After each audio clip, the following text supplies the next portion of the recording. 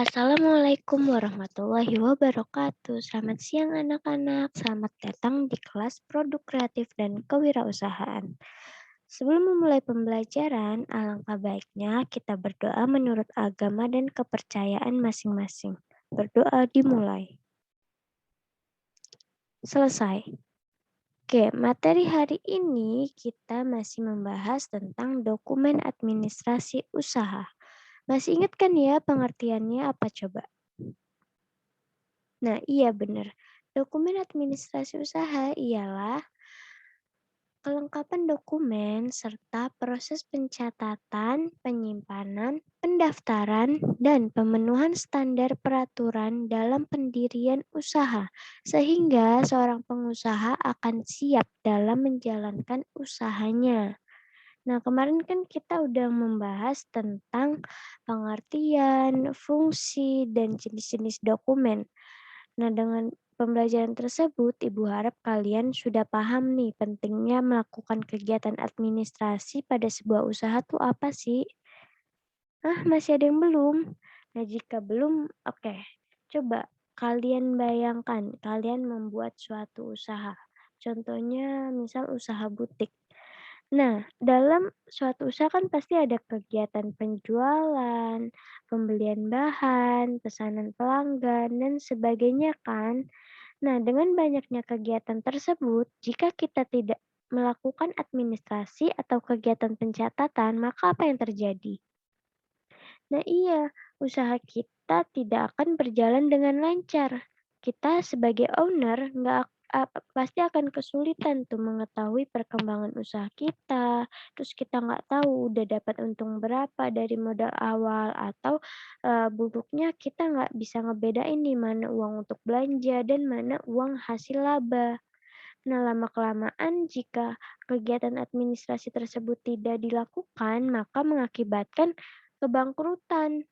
Nah, contoh gampangnya kayak kalian nih, kan dapat mata pelajaran banyak, pasti tugasnya banyak juga kan.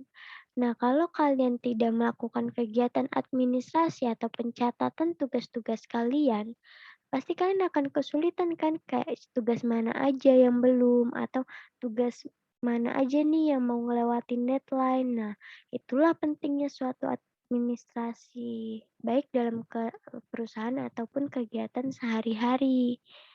Nah, kemarin kita juga udah tahu kan jenis-jenis administrasi ada 4, yaitu ada surat untuk usaha, laporan untuk usaha, formulir untuk usaha, serta catatan tertulis dan arsip.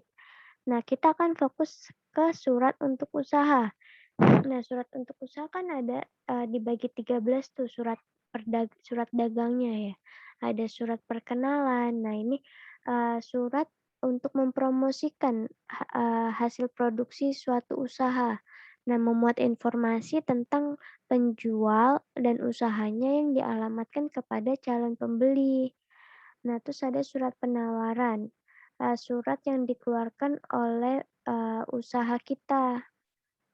Kita mau menawarkan barang apa nih ke pembeli kita, kayak surat daftar-daftar barang-barang yang akan kita tawarkan ke calon pembeli. Lalu ada surat permintaan penawaran. Nah, surat ini tuh dikirimnya oleh calon pembeli ke kita penjual. Nah, umumnya surat ini tuh isinya penawaran suatu barang atau jasa.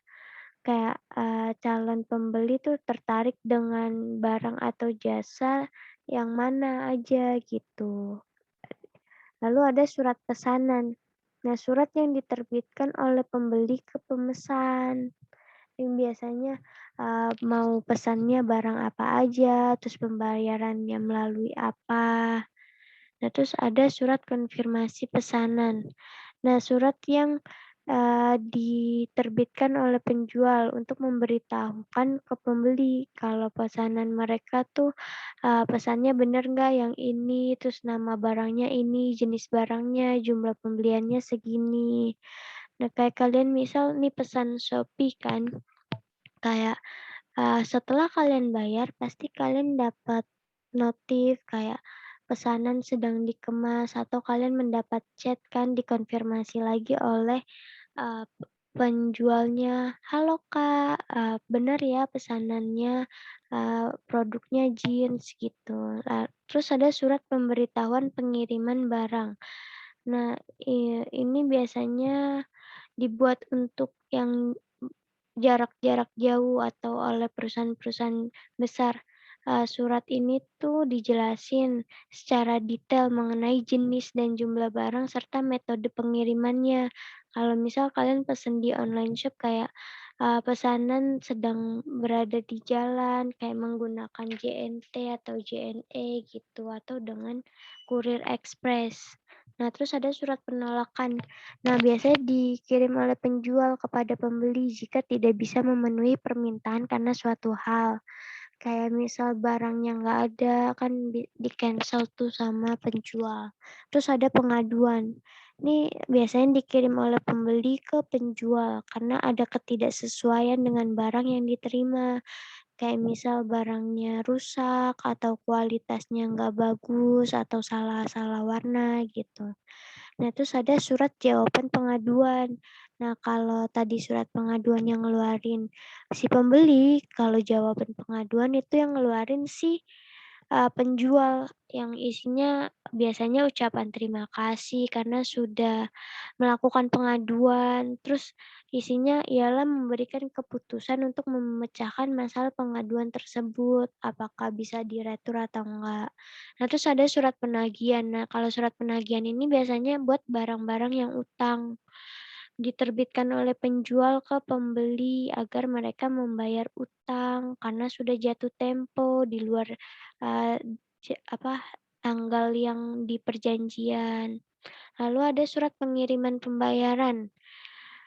Apabila pembeli sudah menerima barang, dan tidak ada komplain, pembeli wajib melakukan pembayaran. Nah, surat ini diterbitkan ketika pembayaran dilakukan non-tunai.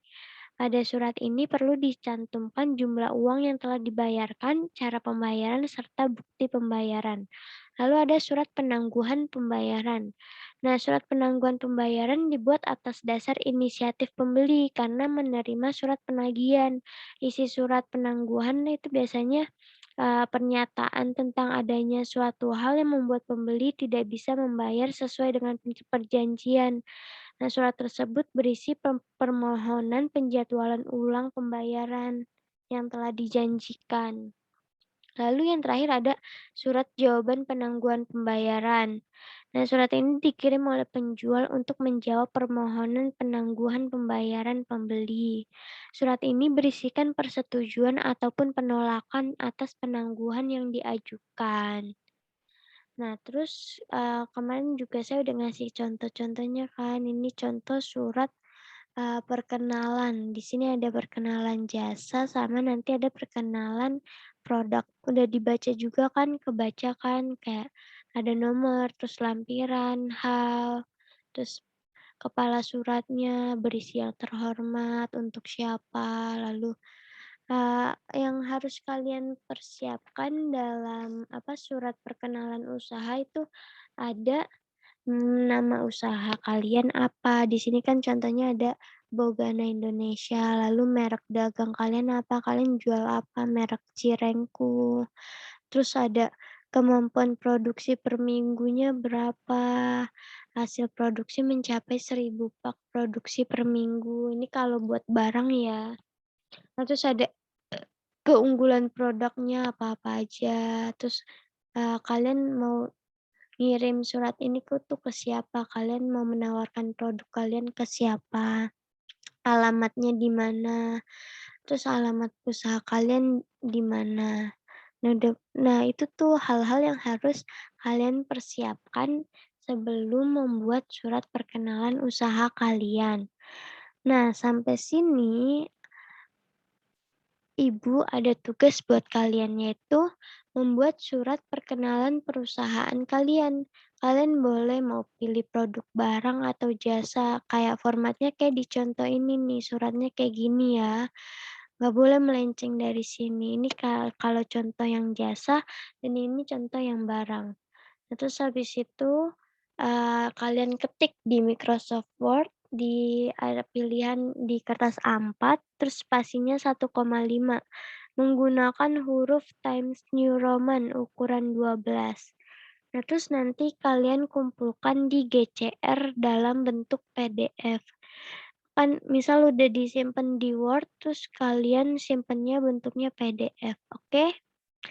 Jadi itu aja pertemuan kita hari ini. Apabila masih ada kekurangan informasi, silakan japri Ibu di WhatsApp atau boleh komen di GCR. Ibu akhiri pertemuan kita kali ini. Jangan lupa ya tugasnya membuat surat perkenalan perusahaan kalian.